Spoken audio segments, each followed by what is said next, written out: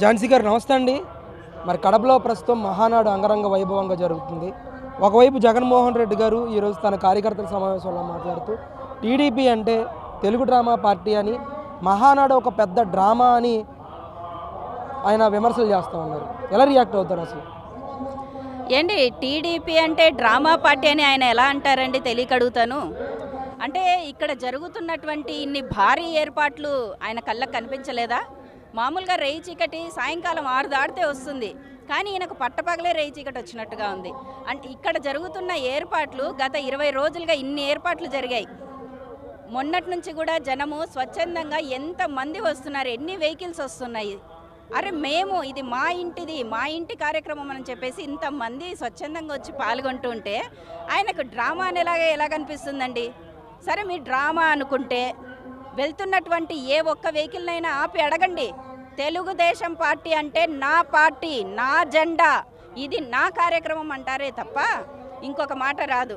అయినా జగన్మోహన్ రెడ్డి గారు డ్రామా అనడంలో నాకు ఒక విధంగా ఎలా అనిపిస్తుందంటే అండి, ఆయన కూడా ఎన్నో సభలు పెట్టారు కదా, ఆ సభల్లోకి జనాల్ని బయట నుంచి తీసుకొచ్చి అలవాటు అయిపోయింది.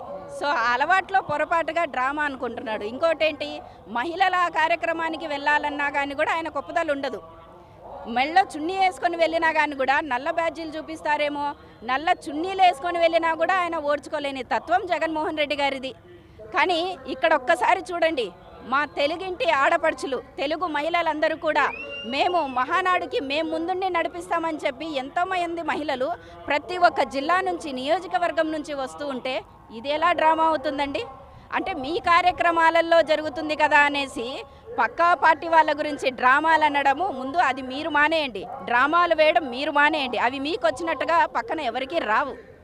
కాబట్టి అంటే ముఖ్యంగా ఒక రాయలసీమ మహిళగా చెప్పండి, ఈరోజు రాయలసీమని రత్నాలసీమగా చేసింది ఎవరు?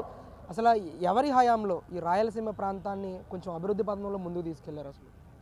అంటే వాస్తవానికి జగన్మోహన్ రెడ్డి గారు గత ప్రభుత్వంలో ఉన్నప్పుడు ఒక రాయలసీమ మహిళగా, కడపవాసిగా మేము అనుకునేది ఏంటంటే అండి, వామ్మో ఇప్పుడు జగన్ గారు వచ్చారు, నిజంగా ఆయన మార్కు చూపిస్తారేమో, వాళ్ళ నాన్నగారిలాగా మంచి పేరు తెచ్చుకుంటారేమో, కడప జిల్లాని అభివృద్ధి చేసేస్తారేమోననేసి మేము పగటి కళలు కన్నామండి.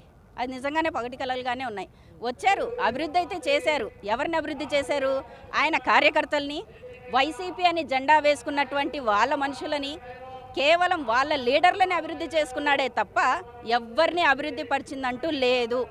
జగన్మోహన్ రెడ్డి గారు వచ్చిన తర్వాత ఇక్కడ ఉన్నటువంటి లీడర్స్నే చెప్పమనండి చూద్దాం. మరి ఒక్కరన్నా బయటికి వచ్చి ఎస్ జగన్మోహన్ రెడ్డి గారు వచ్చిన తర్వాత ఈ 10 నియోజకవర్గాలలో మేము ఈ అభివృద్ధి చేశాము అని చెప్పి ఏ ఒక్క నాయకుడన్నా బయటకు వచ్చి చెప్పగలట సత్తా ఉందా? అరే కనీసం అండి గల్లీల్లో రోడ్లు వేయడానికి కూడా లేదు వీళ్ళకు, స్ట్రీట్ లైట్లు వేయలేదు. అసలు ఏ రకంగా కనీసం లైట్లు కూడా వేయని వాళ్ళు, నీళ్ళు అందించలేనటువంటి వాళ్ళు వీళ్ళ అభివృద్ధిని ఎలా చెప్తారు? కనీసం ఒక అభివృద్ధి పనన్నా చేయగలిగారా? సొంత జిల్లాకే మీరు న్యాయం చేయలేదు. అలాంటప్పుడు మీరు అభివృద్ధి గురించి మాట్లాడడానికి కూడా వీళ్ళకి అర్హత లేదు. వాస్తవానికి పులివెందులకు నీళ్ళు అందించింది కూడా బాబు గారేనండి. ఇక్కడ ఉన్నటువంటి డెవలప్మెంట్ జరుగుతుంది కూడా కేవలం బాబు గారి వల్లనే.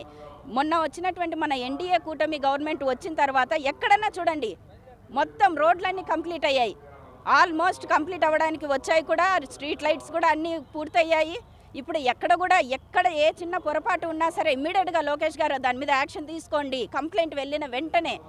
మరి అభివృద్ధి అంటే ఇది. ఎందుకంటే చదువు విజ్ఞత ఉన్నటువంటి లీడర్లు ఎవరైనా అధిష్టానంలో కూర్చొని ఉంటే అభివృద్ధి ఇలా ఉంటుందని వాళ్ళ మార్క్ చూపిస్తారండి. అంటే ముఖ్యంగా రాయలసీమలో అది కడపలో మహానాడు పెట్టడం చెత్త చూపడం కాదు, ఇచ్చిన హామీలు నిలబెట్టుకోవడం, మాట మీద నిలబెట్టడం, విశ్వసనీయత విలువలు కలిగిన రాజకీయం చేయడం సత్తా చూపడం అవుతుంది చంద్రబాబు అని అంటూ కూడా ఆయన జగన్మోహన్ రెడ్డి గారు మాట్లాడుతూ ఉన్నారు. ఎలా రియాక్ట్ అవుతుంది ఏంటి? ఉదయం నుంచి కాస్త అందరితో సరదాగా నవ్వి గొంతు కూడా పోయిందండి. ఇంకా నవ్వటానికి కూడా రావట్లేదండి మాకు. ఎందుకంటే అభివృద్ధి గురించి మాట్లాడే అర్హత జగన్మోహన్ రెడ్డి గారికి కానీ, ఆయన పార్టీకి కానీ, వాళ్ళ నాయకులకు కానీ ఎవ్వరికీ లేదు. ఆయన ఎలా మాట్లాడతారండి అభివృద్ధి గురించి?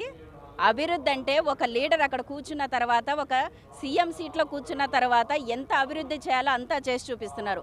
ఈరోజు ఎన్డీఏ కూటమి ప్రభుత్వం వచ్చిన తర్వాత 11 నెలల్లోనే ప్రతి చోట రోడ్డు నిర్మాణాలేమి, డ్వాక్రా మహిళలకేమి, అలాగే గ్యాస్ గురించి సంబంధించి కానీ, ఇప్పుడు నెక్స్ట్ ఆగస్టులో కూడా ఫ్రీ బస్ గురించి చెప్పాము, అది వస్తుంది.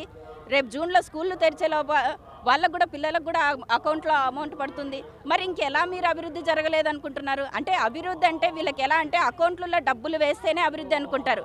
అది కాదండి అభివృద్ధి అంటే. మీరు చేసినటువంటి అభివృద్ధి ఏదో తెలుసా? గంజాయి అది పిల్లలకు అలవాటు చేసి మద్యానికి బానిసలుగా చేసి వారి జీవితాల్ని నాశనం చేశారే, అది మీకు అభివృద్ధి అనిపిస్తుందేమో, కానీ మా దృష్టిలో అది అభివృద్ధి కాదండి. ఈరోజు లోకేష్ గారు ఎన్నో కంపెనీలను తీసుకొని వచ్చి స్కిల్ డెవలప్మెంట్ అనేది డెవలప్ చేసి వాళ్లకు ఉద్యోగాలు, వాళ్ళకు స్వయంగా ఉండడం కోసం అనేసి బిజినెస్ పెట్టించి వాళ్ళందరినీ ఈరోజు వాళ్ళ కాళ్ళ మీద నిలబడేటట్టు చేసేదాన్ని అభివృద్ధి అంటారు.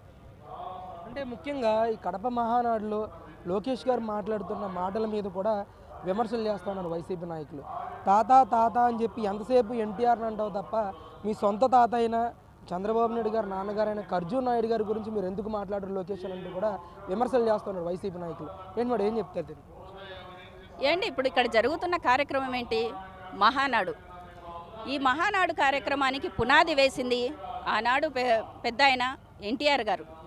ఆయన పునాది వేసింది దేనికి? నా తెలుగు వాళ్ళు ఎవరు కూడా అగౌరవంగా ఉండకూడదు, గౌరవంగా తలెత్తుకొని నిలబడగలగాలి, నా తెలుగింటి ఆడపడుచులు కూడా తలెత్తుకొని నిల్చోవాలనేసి ఆ రోజు ఆయన వేసిన పునాది. అదే పునాది ఈ రోజుటి వరకు కూడా కొనసాగుతోంది. ఈ రోజుటి కూడా ఆయన పెట్టినటువంటి సిద్ధాంతాలే కొనసాగుతున్నాయి. ఇక లోకేష్ గారు ఆ మాట అంటున్నారు, తాత తాత అంటారు. ఎస్ తాత అంటున్నారండి. ఎలా అనకుండా ఉంటారు? ఒక మంచి దారి చూపించినటువంటి వ్యక్తి ఈరోజు సమాజం కానీ ఆంధ్రప్రదేశ్ కానీ ఈరోజు ఇంత అభివృద్ధి చెందింది అంటే కేవలం ఆయన చూపించినటువంటి దారిలోనే ఆయన నడుస్తున్నారు. అంతేగాని అసలు ఆయన తాత అని ఎలా అంటారని చెప్తున్నారు మీరు? ఎందుకు అనకూడదు? ఆయన మనవడేగా లోకేష్ గారు.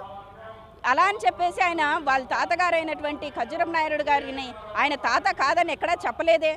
ఆయన ఇంట్లో జరుగుతున్న ప్రతి కార్యక్రమానికి కూడా వీళ్ళు ముందుండి కుటుంబ సమేతంగా ముందుండి మరీ కార్యక్రమాలు చేస్తూ ఉంటారు. మరి ఆయన్ని కనిపించలేదా మీకు? మరి ఎలా మాట్లాడతారు అసలు ఇదన్నీ? వాస్తవానికి ఈరోజు ఈ పార్టీని ఇంత ఘనంగా నడిపిస్తున్నారు అని అంటే లోకేష్ గారికి నిజంగా సెల్యూట్ అండి. ఆ కుటుంబంలో ఉన్నటువంటి భువనేశ్వరమ్మకు కూడా సెల్యూట్ చేస్తున్నాము. ఒక కుటుంబం బాగుండాలన్నా ఏదన్నా మంచి జరగాలన్నా ఆ ఇంటి మహిళల ప్రోత్సాహం కూడా ఉండాలి. అదేవిధంగా తండ్రికి తగ్గ కూతురుగా, ఒక మంచి భార్యగా, ఒక మంచి తల్లిగా ఈరోజు భువనేశ్వరమ్మ మన సమాజానికి, మన ఈరోజు ఆంధ్రప్రదేశ్ అనేది భారతదేశ పటంలోనే నెంబర్ 1గా ఉంది. త్వరలో రాబోయే రోజుల ప్రపంచ పటంలోనే అమెరికాను మించిపోయే దేశంగా ఖచ్చితంగా వస్తుంది. అలాంటి నిర్మాణాన్ని ఈరోజు ఇస్తున్నటువంటి లోకేష్ గారు కేవలం ఇక్కడ జరుగుతుంది పార్టీ ప్రోగ్రాం. పార్టీ పెట్టింది ఎన్టీఆర్ గారు కాబట్టి ఎన్టీఆర్ గారిని మేము అనుకుంటున్నాం. దాంట్లో తప్పేముందండి? అంటే ముఖ్యంగా ఈరోజు మహానాడు కార్యక్రమంతో ప్రజల్లో అపోహలు సృష్టిస్తూ ఉన్నారు. ఈ కూటమి ప్రభుత్వం మీద వచ్చిన వ్యతిరేకతను కప్పిపుచ్చుకోవడానికే మహానాడు అనే ఒక పెద్ద డ్రామాని ప్రజల ముందుకు తీసుకొచ్చాడు చంద్రబాబు నాయుడు అని చెప్పేసి కూడా పెద్ద ఎత్తున మాట్లాడుతూ ఉన్నారు వైసీపీ నాయకులు. అయ్యయ్యో, అసలు ఇదేమన్నా కొత్తగా జరుగుతున్న కార్యక్రమం అండి? వాళ్ళకి తెలియదేమో. ఒకసారి మళ్ళీ చూసుకోండి. ఇది 43వ మహానాడు అండి. ఇదేం కొత్తగా చేసేది కాదు. మీలాగా పక్కన వాళ్ళ దగ్గర నుంచి లాక్కొచ్చుకున్న పార్టీ అయితే కాదండి. ఇది ముందు నుంచి నిర్మాణం అయినప్పటి నుంచి కూడా ఈ మే నెలలో జరిగేటువంటి 27, 28, 29 తేదీలో ప్రతి సంవత్సరం చరిత్ర చూసుకోండి. కేవలం తెలుగుదేశం పార్టీకి ఉన్నంత చరిత్ర ఏ ఒక్క పార్టీకి కూడా లేదు. ముందు నుంచి జరుగుతున్నదే ఇప్పుడు ఆనవాయితీగా ఎలా ఉందో అది కొనసాగుతూనే ఉంటుంది తప్ప ఇదేమో బయట నుంచి తెచ్చుకున్న డ్రామాలు వేసేకైతే కాదండి. వాళ్ళకి తెలీదు, ఏదో విమర్శ చేయాలి కాబట్టి చేస్తున్నారు, జీర్ణించుకోలేకపోతున్నారు. కడప జిల్లాలో ఇంత పెద్ద ఎత్తున తెలుగు తమ్ముళ్ళు వచ్చి ఈ కార్యక్రమాన్ని విజయవంతం చేయడం చూసి వాళ్ళు జీర్ణించుకోలేకపోతున్నారు. మీరు విజయవంతంగా ఈ మహానాడు కార్యక్రమం జరుగుతుందని అంటూ ఉన్నారు. ఒకవైపు వైసీపీ సోషల్ మీడియాలో కానీ వైసీపీ నాయకులు కానీ విస్తృతంగా ప్రచారం చేస్తూ ఉన్నారు. మహానాడు అటర్ ఫ్లాప్ అయిందని, తెలుగు తమ్ముళ్ళే చీకొట్టు వెళ్ళిపోతూ ఉన్నారని, ఖాళీ కుర్చీలు దర్శనమిస్తూ ఉన్నాయని చెప్పేసి పెద్ద ఎత్తున ప్రచారం జరుగుతుంది. ఏంటి మేడం దీని గురించి? ఖాళీ కుర్చీలు దర్శనం ఇస్తున్నాయని అంటే వాళ్ళకు వాళ్ళ ప్రోగ్రామ్స్లో చూసి అలవాటు అయిపోయిందండి. ఇప్పుడు సాయంకాలం 5 అయిపోయింది టైము, అయినా క్రౌడ్ చూడండి ఎంతమంది ఉన్నారో. ఇక్కడంతా కనిపించట్లేదా జనాలు? అదే ఇందాక మనం అనుకున్నాం కదా రేయి చీకటి అని. ఇంకో గంట ఉంటే ఎలాగో వాళ్ళకి కళ్ళు కనపడడం మానేస్తాయి అనుకుంటాం. కాకపోతే వీళ్ళకి పగులే కళ్ళు కనపడట్లేదు. అసలు ఇది ఇంతమంది జనాల్ని చూసి కూడా వీళ్ళు ఇలా మాట్లాడడం అనేది హాస్యాస్పదం అండి. కడప జిల్లాలో ఇంతమంది రావడం వాళ్ళు జీర్ణించుకోరు. కేవలం ఏంటంటే ఇంతమంది జనాలు వస్తే రేపు రాబోయేటువంటి ఎలక్షన్స్లో వాళ్ళకి సీట్లు ఉండవు. దానికి భయపడి ఇలాంటి అపోహలు, అంటే ఏదో ఒక టైంపాస్ అంటూ వాళ్ళకి అవ్వాలి కదండి. సోషల్ మీడియాలో ఈరోజు ప్రతి ఒక్కరి చేతుల్లో మొబైల్స్ ఉన్నాయి. మొబైల్స్ ఆన్ చేయగానే ఏదో ఒకటి వస్తూ ఉంటుంది కాబట్టి మనం ఒక రాయి వేద్దాం, ఆ రాయి ఎవరికో ఒకరు కనీసం అంటే 10 మంది కన్నా తగలకపోదా అనేది ఒక రాక్షస ఆనందం తప్పక ప్రజలు ఈరోజు అంత గుడ్డిగా ఏమీ లేరు. అదే మొబైల్స్లోనే అదే వాట్సాప్ కావచ్చు, ఫేస్బుక్ కావచ్చు, ట్విట్టర్లో కావచ్చు, ప్రతి ఒక్కటి జనాలు చూస్తున్నారండి. ఎంతమంది వచ్చి కోలాహలంగా ఇక్కడ ప్రోగ్రాం జరుగుతుందనేది. వాళ్ళు ఎన్ని విమర్శలు చేసినా ఏమీ చేసుకోలేరండి.